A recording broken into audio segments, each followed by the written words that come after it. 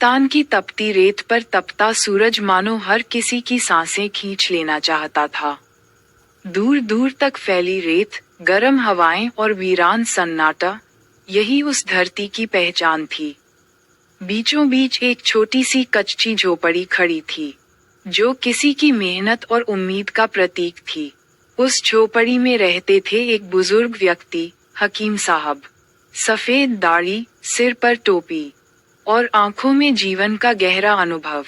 लोग उन्हें रेगिस्तान का रक्षक कहते थे, क्योंकि वर्षों से वे यहाँ भटके हुए मुसाफिरों को पानी और आसरा देते आ रहे थे।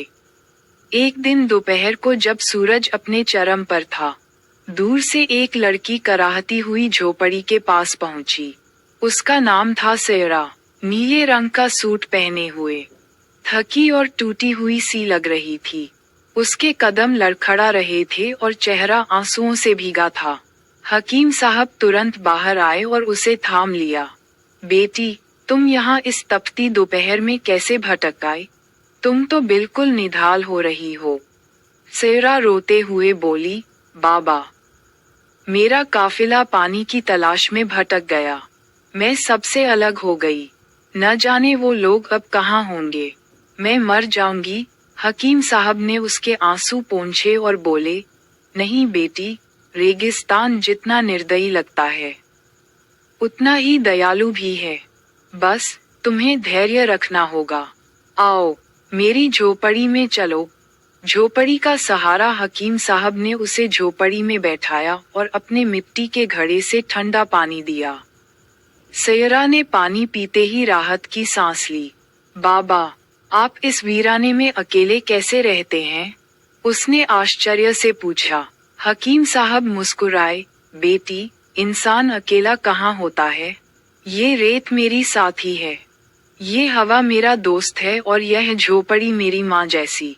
मैंने अपनी जिंदगी लोगों की मदद करने में गुजारी है। यहाँ जो भी मुसाफिर प्यासा या थका हारा आता है, मैं उसका सहारा बनता हूँ। यही मेरा काम है। सैरा की आंखों में आंसू थे, लेकिन इस बार दर्द के नहीं, बल्कि राहत के। रेगिस्तान का सबक शाम होते होते रेत ठंडी होने लगी। हकीम साहब ने सैरा को आग के पास बैठाया और उससे उसकी कहानी पूछी। सैरा ने बताया, हमारा काफिला शहर से निकला था। हम व्यापार के लिए दूसरे नगर जा रहे थे। अचानक तूफान उठा और सब बिखर गए।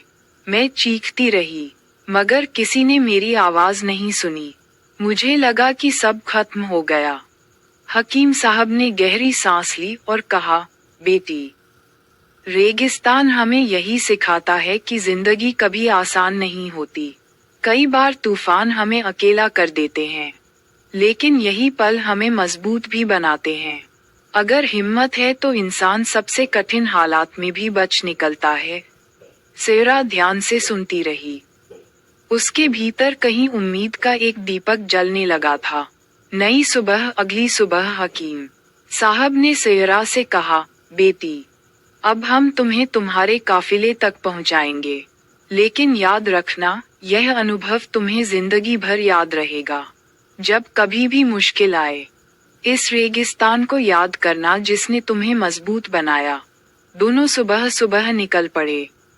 रास्ते में हकीम साहब उसे रेत के टीलों के बीच से ले जाते हुए बताते, देखो देखो, यह ऊंटों के पैरों के निशान हैं। इन्हें ध्यान से देखो, यही तुम्हें तुम्हारे काफिले तक पहुंचाएंगे। रेगिस्तान में रास्ते हमेशा निशानों से पहचाने जाते हैं। बस देखने वाला धैर्यवान होना चाहिए। कई घंटे चलने के बाद आखिरकार उन्होंने दूर एक कारवां को देखा। सैरा की आंखें चमक उठीं। वह दौड़कर अपने काफिले से मिली और अपने परिवार से लिपटकर रो पड़ी। आखिरी मुलाकात, सैरा ने हकीम साहब के पैरों को छू लिया। बाबा, आप मेरे लिए फरिश्ते बनकर आए। अगर आप न होते तो मैं शायद कभी अपने परिवार से न मिल पाती। हकीम साहब ने प्यार से उसके सिर पर हाथ फेरा और बोले, बेटी, इंसान का असली फर्ज यही है कि वह दूसरे की मदद करे। याद रखना, रेगिस्तान की तरह जिंदगी भी हमें परखती है। अगर इंसान धैर्य और हिम्मत से डटा रहे तो कोई भी तूफान उसे हरा नहीं सकता। इतना कहकर वे मुस्कुराते हुए अपनी झोपड़ी की ओर लौट गए। जीवन का संदेश सयरा अपने काफिले के साथ आगे बढ़ गई।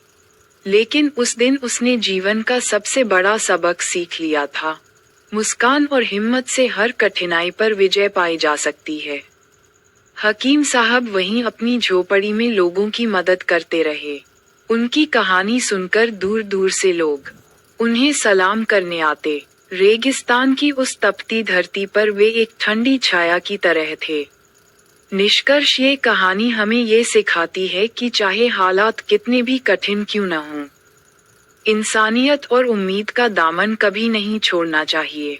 एक छोटे से नेक काम से भी किसी की जिंदगी बदल सकती है।